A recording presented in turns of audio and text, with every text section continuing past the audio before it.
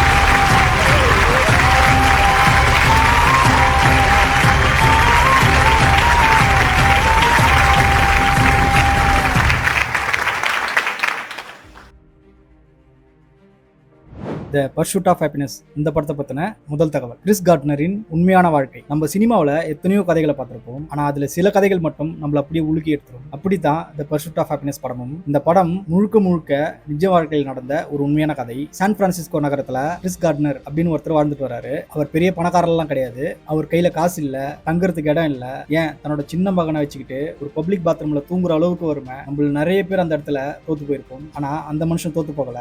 ஒரு சாதாரண விற்பனையாளராக ஆரம்பிச்சு இப்படி உலகமே வியக்கிற அளவுக்கு ஒரு ஷேர் மார்க்கெட் இன்வெஸ்டரா மாறினாருங்கிறது தான் இந்த படம். இந்த உண்மையும் கிறிஸ் கார்ட்னரையும் நினைச்சாலே நம்மளுக்கு நம்பிக்கை தானா வரும். ஸோ இந்த படத்துல வர்றது உண்மையில நடந்த நிஜ சம்பவம். ரெண்டாவது தகவல், வில் ஸ்மித் அவர்கள் ஏன் இந்த ரோலை தேர்ந்தெடுத்தார்? இப்போ உங்க எல்லாருக்கும் ஒரு கேள்வி ஒன்று வரும். வில் ஸ்மித் அவர்கள் எவ்வளவு பெரிய ஸ்டாரு, இந்த மாதிரி கஷ்டமான கதையை ஏன் தேர்ந்தெடுக்கணும்? வழக்கமா அவர் எல்லாமே ஆக்ஷன் படங்களா தான் பண்ணுவாரு, அப்புறம் இந்த கதையை தேர்ந்தெடுத்தார். ஏன்னா ஒரு முறை கிறிஸ் கார்ட்னரோட இன்டர்வியூவை டிவில பாக்குறாரு. அந்த இன்டர்வியூ ஃபுல்லா பார்த்ததுக்கு அப்புறம் வில் ஸ்மித் அவர்களுக்கு மனசே மாறிடுச்சாம். இவரோட கதைக்கு, அதாவது கிறிஸ் கார்ட்னரோட கதைக்கு நம்ம உயிர் கொடுக்கணும் அப்படின்னு ஒரு முடிவு பண்றாரு. வில் ஸ்மித் இந்த ரோலை சூஸ் பண்ணதுக்கு இன்னொரு காரணமா என்ன சொல்றாருன்னா, ஒரு அப்பா தன்னோட குடும்பத்தை காப்பாத்துறதுக்காக எந்த எல்லைக்கும் எவ்வளவு தூரமும் போராடுவார் அப்படிங்கிறத, அதாவது அந்த எமோஷனை இந்த உலகத்துக்கு காட்டணும் அப்படின்னு வில் ஸ்மித் முடிவு எடுக்கிறாரு. இவரோட இந்த நேர்மையான எண்ணம் தான் இந்த சினிமாவை இன்னைக்கு ஒரு கிளாசிக் படமா மாத்திருக்கு. மூன்றாவது தகவல், அப்பா மகன் கெமிஸ்ட்ரி. இந்த படத்தோட பெரிய பலமே அதுல வர அப்பா மகன் கெமிஸ்ட்ரி தான். வில் ஸ்மித்துக்கு எதிராக நடிச்ச, அதாவது மகனா நடிச்ச ஜேடன் ஸ்மித் வேற யாரும் கிடையாது, வில் ஸ்மித் அவர்களோட சொந்த பையன். இது ஏன் முக்கியம்னா,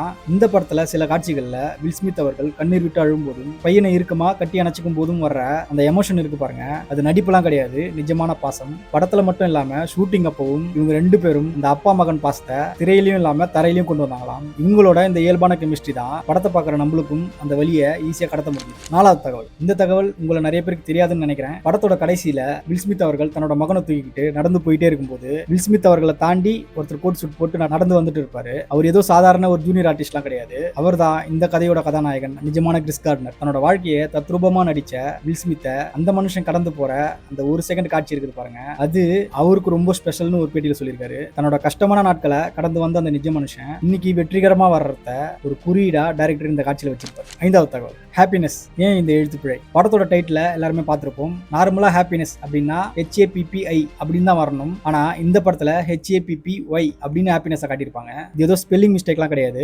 படத்துல இது ரொம்ப முக்கியமான விஷயம். படத்துல கிறிஸ் தன்னோட மகனை ஒரு சைனீஸ் ஸ்கூல்ல சேர்க்கறதுக்கு போவாரு. அங்க செவுத்துல ஹாப்பினஸ், அதாவது ஒய் போட்டு ஹாப்பினஸ் அப்படின்னு தப்பா எழுதியிருப்பாங்க. அதை வில் ஸ்மித் அவர்கள் பார்ப்பாரு. அந்த தப்பான ஸ்பெல்லிங், அதாவது அது ஹாப்பினஸ் இல்ல அப்படிங்கறத காட்டுற விதமா கிறிஸ் தன்னோட வாழ்க்கையில அவர் சந்திக்க போற அந்த நீண்ட போராட்டத்தை குறிக்கிற ஒரு சின்ன விஷயமா இந்த காட்சியில வச்சிருப்பாங்க. நம்ம வாழ்க்கையில தேடுற அந்த மகிழ்ச்சி எப்பவுமே முழுமையா சுலபமா கிடைக்கிறது கிடையாது. அந்த எழுத்துல இருக்கிற அந்த தப்பு தான் அந்த படத்தோட முழு கதைன்னு சொல்லலாம். சோ இது தெரிஞ்சுதான் வச்சிருக்காங்க. 6வது தகவல், மெட்ரோ ஸ்டேஷன், இந்த பாத்ரூம் காட்சி. இந்த படத்தை பார்த்த யாராலையும் மறக்க முடியாத காட்சின்னா அது இதுதான். ஒரு அப்பா தன்னோட மகனை தூங்க வைக்கிறதுக்கு இடம் கிடைக்காம அலைஞ்சிட்டே இருப்பாரு. கடைசியில ஒரு மெட்ரோ ஸ்டேஷன்ல இருக்கிற பாத்ரூம்ல போய் கதவை சாத்திக்கிட்டு மகனை மடியில தூங்க வச்சுக்கிட்டு அழுவாரு. சோ இந்த டைம்ல வெளியில யாரோ கதவை தட்டிக்கிட்டே இருப்பாங்க. ஆனா அந்த பையன் கிறிஸ் மடியில தூங்கிட்டு இருப்பான். சோ இந்த சமயத்துல பையன் எழுந்துடக்கூடாது, அதையும் நம்ம திறந்துடக்கூடாது, ஏன்னா நம்மள வெளியே துரத்திடுவாங்க அப்படின்னு தன்னோட வலியை அடக்கிக்கிட்டு அவர் கண்ணீர் விடுற காட்சி இருக்கு பாருங்க. நிஜமாவே அந்த காட்சியை பார்த்தா எல்லாருக்குமே நெஞ்சு உலுக்கிடும். இந்த படத்துல வர இந்த ஒரே ஒரு காட்சி போதும் ஒரு அப்பா தன்னோட குடும்பத்துக்காக எவ்வளவு வலியை வேணாலும் தாங்கிக்குவார் அப்படிங்கறத இந்த ஒரே ஒரு காட்சியில சொல்லியிருப்பாங்க. இந்த காட்சியை படமாக்கும் போது வில் ஸ்மித் அவர்கள் நிஜமாவே எமோஷனலா இருந்தாராம். ஏன்னா அது அவ்வளவு வலியான காட்சி. 7வது தகவல், வறுமையை துரத்தும் ஓட்டம். இந்த படத்துல படம் முழுக்க வில் ஸ்மித் அவர்கள் ஓடிக்கிட்டே இருப்பாரு. ஏன்னா பஸ் பிடிக்கணும், வேலைக்கு போகணும், இல்லைன்னா ஏதாவது ஒரு முக்கியமான மீட்டிங் இருக்கும், அதை அட்டன் பண்ணணும் அப்படின்னு அவர் படம் ஃபுல்லாவே ஓடிக்கிட்டே இருப்பாரு. அவர் ஏன் இவ்வளவு வேகமா ஓடுறாருன்னா வறுமை அவரை விட வேகமா அவரை துரத்திட்டு இருக்கு. ஒருவேளை அவர் அந்த ஓட்டத்தை ஒரு நிமிஷம் நிறுத்திட்டா அவரோட வாழ்க்கை அவர் நிக்கிற இடத்தோடவே முடிஞ்சு போயிடும்னு அவருக்கு நல்லா தெரியும். இந்த ஓட்டம் வெறும் ஓட்டம் மட்டும் கிடையாது, இது அவரோட வாழ்க்கையோட போராட்டம்னு சொல்லலாம். ஷூட்டிங் அப்போ வில் ஸ்மித் அவர்கள் உண்மையாவே அந்த தெருக்கல்ல வேர்க்க விறுவிறுக்க ஓடி நடிச்சாராம். அந்த ஓட்டத்துல தான் ஒரு சராசரி மனுஷனோட விடாமுயற்சி ஒளிஞ்சிருக்கு. 8வது தகவல், ரூபிக்ஸ் கியூப் மேஜிக். படத்துல ஒரு ரூபிக்ஸ் கியூப் வச்சு ஒரு சீன் ஒன்று வரும், ஞாபகம் இருக்குன்னு நினைக்கிறேன். டாக்ஸிக்குள்ள ஒரு பெரிய மனுஷன் முன்னாடி வில் ஸ்மித் அவர்கள் வேகமா அந்த கியூபை கலர் சேர்த்து முடிப்பாரு. அது சாதாரண விஷயம் கிடையாது. இந்த ஒரு சீனுக்காக வில் ஸ்மித் அவர்கள் ஒரு நிஜமான கியூப் சாம்பியன் கிட்ட முறைப்படி பயிற்சி எடுத்திருக்காரு. சரி, எதுக்காக இந்த சீன்? ஒரு கஷ்டமான சூழல்ல மத்தவங்க முடியாதுன்னு நினைக்கிற காரியத்தை வில் ஸ்மித் அவர்கள், அதாவது கிறிஸ், எப்படி திட்டமிட்டு சாதிக்கிறாருங்கிறத காட்டுறதுக்காக தான் இந்த ஒரு கியூப் சால்வேஷன் சீனை வச்சிருக்காங்க.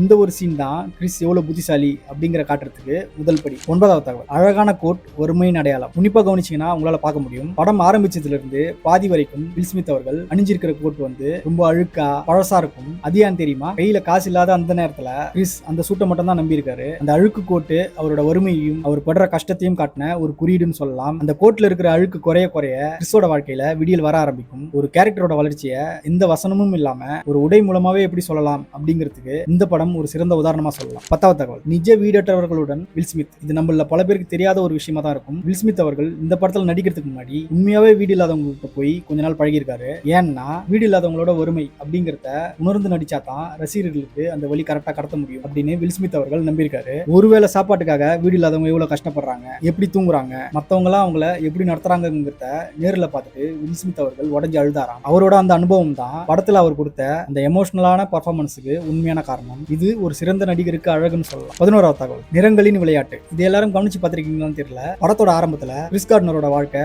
கஷ்டமா இருக்கும்போது படம் முழுக்கவே ரொம்ப மங்களா கொஞ்சம் டல்லான கலர்ஸ் தான் யூஸ் பண்ணிருப்பாங்க. கிறிஸ் கொஞ்சம் கொஞ்சமா வெற்றி பாதையை நோக்கி போகும்போது அந்த டல்லான நிறங்கள் எல்லாம் மாற ஆரம்பிக்கும். கடைசியில அவருக்கு ஒரு வேலை கிடைச்சதுக்கு அப்புறம் அந்த ஸ்கிரீன் அப்படியே பிரகாசமா உயிரோட்டமா மாறும். இதை எத்தனை பேர் உங்களை கவனிச்சிருக்கீங்க? டைரக்டர் வசனமே இல்லாம அந்த கேரக்டரோட மனநிலையை ஸ்கிரீன்ல எப்படி கலர்ஸ் மூலமா சொல்லலாம் அப்படிங்கிறதுக்கு இது ஒரு பெஸ்ட் எக்ஸாம்பிள்னு சொல்லலாம். நான் கூட அந்த படத்தை பார்க்கும்போது கவனிக்கல, ஆனா இந்த தகவல் படிச்சதுக்கு அப்புறம் செக் பண்ணி பார்த்தா ஆச்சரியமா இருக்கு. 12வது தகவல், படம் ஃபுல்லா கிறிஸ் கார்ட்னர் ஒரு ஷேர் மார்க்கெட் நிறுவனத்துல 6 மாசம் இன்டர்ன்ஷிப்ல வேலை பார்ப்பாரு. இந்த 6 மாசம் அவருக்கு எந்த சம்பளமும் கிடையாது. அதுவும் அந்த 6 மாசத்துல பல முக்கியமான நபர்களை சந்திக்கணும், நிறைய டார்கெட் முடிக்கணும், இப்படின்னு பல வேலைகள் இருக்கும். நிஜ வாழ்க்கையில, அதாவது நிஜ கிறிஸ் கார்ட்னரோட வாழ்க்கையில இந்த போராட்டத்தோட அழுத்தம் ஸ்கிரீன்ல காட்டினதை விட பல மடங்கு அழுத்தமா இருந்திருக்கு. சம்பளம் கிடைக்காம குடும்பத்தை வழிநடத்த முடியாம கிறிஸ் கார்ட்னர் பட்ட பாடுதான் இன்னைக்கு பல பேருக்கு விடாமுயற்சிங்கிற வார்த்தைக்கு அர்த்தமா மாறி இருக்கு. படத்துல வர இந்த 6 மாசம்ங்கிறது வெறும் கால அவகாசம் கிடையாது. இந்த 6 மாசம் ஒரு மனுஷனோட வாழ்க்கையை மாத்திர ஒரு அக்னி பரீட்சை அப்படின்னு தான் சொல்லணும். 13வது தகவல், உலகமே எதிர்த்தாலும் தந்தை மகன் பாசம். இந்த படத்துல எனக்கு ரொம்ப பிடிச்ச விஷயம் எதுனா அந்த அப்பா மகன் பாசம் தான். கிறிஸ் கார்ட்னர் அவர்கள் எவ்வளவு கஷ்டப்பட்டாலும் தன்னோட மகன்கிட்ட அதை தெரியாமலே பார்த்துப்பாரு. தன்னோட மகனுக்கு எந்த குறையும் வராம இருக்க என்ன வேணாலும் பண்ணுவாரு. இது வந்து வெறும் வறுமையை மட்டும் சொல்ற கதை கிடையாது. ஒரு அப்பா தன்னோட மகன் மேல வச்சிருக்கிற அசைக்க முடியாத நம்பிக்கையோட கதை. நம்மளால முடியும் அப்படிங்கிற ஒரு நம்பிக்கையை அந்த சின்ன பையனுக்கு அவர் கடத்துற விதம் இருக்கு பாருங்க. அதுதான் இந்த படத்தோட ஆன்மான்னு நான் சொல்லுவேன். ஒரு அப்பா தனக்காக மட்டும் இல்ல தன்னோட குழந்தையோட எதிர்காலத்துக்காகவும் எப்படி போராடுறாரு அப்படிங்கிறதுக்கு இது ஒரு பெஸ்ட் எக்ஸாம்பிள். 14வது தகவல், பாக்ஸ் ஆபீஸை விட மனநலம் முக்கியம். இந்த படம் ரிலீஸ் ஆனப்போ வசூலை விடவும் சுவாரஸ்யமான விஷயம் நடந்திருக்கு. மக்கள் தியேட்டர்ல இந்த படத்தை பார்த்ததுக்கு அப்புறம் அவங்கவங்க தங்களோட சொந்த வாழ்க்கையில இருக்கிற அந்த கஷ்டங்களை எப்படி அணுகணும் அப்படின்னு தெரிஞ்சுக்கிட்டு அவங்களாவே மாற ஆரம்பிச்சாங்களாம். கிறிஸ் கார்ட்னரோட வாழ்க்கையை பார்த்த பிறகு பல பேருக்கு நம்மளுக்கு வேலை இல்ல, நம்மளுக்கு வீடு இல்ல, நம்மளுக்கு வாழ்க்கையே இல்ல அப்படின்னு கஷ்டப்பட்டுட்டு இருந்த பல பல பேருக்கு இந்த சின்ன சின்ன தோல்விகள் எல்லாம் பெருசாவே தெரியலையாம். படம் முடிஞ்சதுக்கு அப்புறம் நேர்ல நிஜ கிறிஸ் கார்னர் அவர்களை பார்த்த ரசிகர்கள் அவரை ஒரு மிகப்பெரிய வெற்றியாளராகவே பார்க்க ஆரம்பிச்சிருக்காங்க. அந்த ஒரு மாற்றம் தான் ஒரு கலைஞனுக்கு கிடைக்கிற மிகப்பெரிய விருதுன்னு சொல்லலாம். இப்படி பல பேரோட வாழ்க்கையை மாத்தின இந்த படத்தோட பட்ஜெட் வெறும் $55 மில்லியன் தான். ஆனா வேர்ல்டு வைடா அந்த படம் கலெக்ஷன் பண்ணது $307 மில்லியன். ஆனா படக்குழுவினருக்கு இந்த வசூலை விட ஆடியன்ஸ் கிட்ட ஏற்பட்ட மாற்றம் தான் மிகப்பெரிய லாபமா பார்த்திருக்காங்க. 15வது தகவல், மகிழ்ச்சியை தேடும் பயணம். கடைசியா படத்தோட தலைப்பே அதாவது ஹாப்பினஸ் அப்படின்னு ஏன் வச்சாங்கன்ற காரணம் இறுதியில தான் நம்மளுக்கு புரியும். மகிழ்ச்சிங்கிறது எங்கேயோ தேடி போய் கிடைக்கிற ஒரு பொருள் கிடையாது. நம்ம எப்போ நம்மளோட கோலை நோக்கி ஓட ஆரம்பிக்கிறோமோ, எப்போ நம்மளோட கஷ்டத்தை எதிர்த்து நாமளே போராட ஆரம்பிக்கிறோமோ, அந்த போராட்டத்துல வர வெற்றி தான் உண்மையான மகிழ்ச்சி. கிறிஸ் கார்னர் அவர்கள் கடைசியில கண்ணீரோட கை தட்டுற அந்த காட்சி இருக்கு பாருங்க. ஒரு மனுஷன் தன்னோட வாழ்க்கையில ஜெயிக்கிற அந்த தருணத்தை அப்படியே நம்மளுக்கு கடத்தும். நீங்களும் சரி நானும் சரி, நம்ம தான் நம்மளோட வாழ்க்கையில மகிழ்ச்சி உருவாக்கணும். அதுதான் இந்த படத்தோட ஒட்டுமொத்த சாராம்சம்.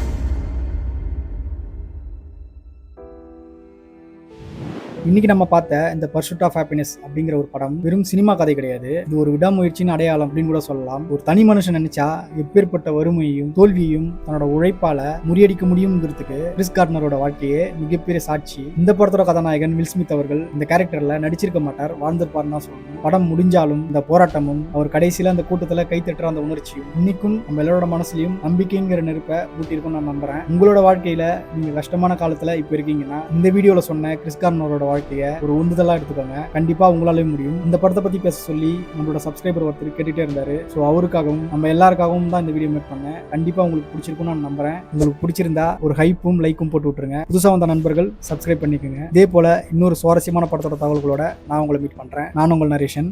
வணக்கம். சப்ஸ்கிரைப்.